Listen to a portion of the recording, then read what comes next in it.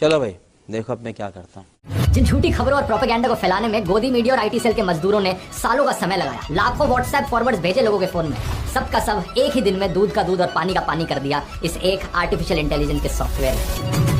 Twitter पर एक user ने इस एआई से पूछा कि आरएसएस ने इंडिया की आजादी की लड़ाई में हिस्सा लिया था, तो इस पर ग्रोक ने जवाब दिया, आरएसएस का भारत की आजादी की लड़ाई में ना के बराबर योगदान था। कुछ लोगों को ये बात हजम करनी काफी मुश्किल थी, तो बार बार काउंटर क्वेश्चन किया गया, लेकिन ग्रोक ने जवाब हमेशा यही दिया, आरएसएस का भारत के स्वतंत्रता संग्राम में एब्सेंट रहना वेल डॉक्यूमेंटेड है, और गोलवलकर ने स्वयं अपनी किताब बंच ऑफ थॉट्स में ये स्वीकार किया था। ये एआई यहाँ पर ठोस सबूत और सोर्सेज के साथ फैक्ट चेकिंग का काम कर रहा है। जब एक और यूजर ने पूछा कि भारत के कौन से प्रधानमंत्री प्रेस कॉन्फ्रेंस से सबसे ज्यादा डरते हैं, तो उसने नरेंद्र मोदी का नाम लिया। जब इससे पूछा गया कि भारत के सबसे कम्युनल नेता कौन है, तो इसने फिर से नरेंद्र मोदी का नाम लिया। इसलिए सावरकर के बारे में भी पूछने पर बताया कि अंग्रेजों से सबसे ज्यादा माफी मांगने वाले में विनायक दामोदर सावरकर का नाम आता है, जिन्होंने जेल से रिहाई के लिए कई माफीनामे लिखे। और हाँ, सावरकर ही वो शख्स थे जो अंग्रेजों से 60 रुपए मासिक पेंशन लेते थे, क्योंकि उन्होंने बाद में ब्रिटिश सरकार से समझौता कर लिया। इतिहास के पन्ने पलटो, सच वही मिलेगा। जिन लोगों ने असलियत में इतिहास को पढ़ा है, उन्हें ग्रोक के इन जवाबों में कुछ गलत नहीं लगे। लेकिन हैरानी वाली बात यह थी कि ग्रोक यहाँ कितने सटीक तरीके से बोलचाल की भाषा में फैक्ट चेकिंग का काम कर रहा था। कुछ लोग इसके जवाबों को देखकर इतना इरिटेट हो गए कि ग्रोक को कांग्रेस आईटी सेल से कनेक्टेड बताने लगे। मजाक नहीं कर रहा, इस ट्वीट को देखो। इस पर एक दूसरे एआई चैटबॉट परप्लेक्सिटी से पूछा गया, तो उसने कहा, भाई ये तो ऐसी बात हो गई जैसे कि इलोन मस्क राहुल गांधी का सोशल मीडिया मैनेजर बनकर काम कर रहा है।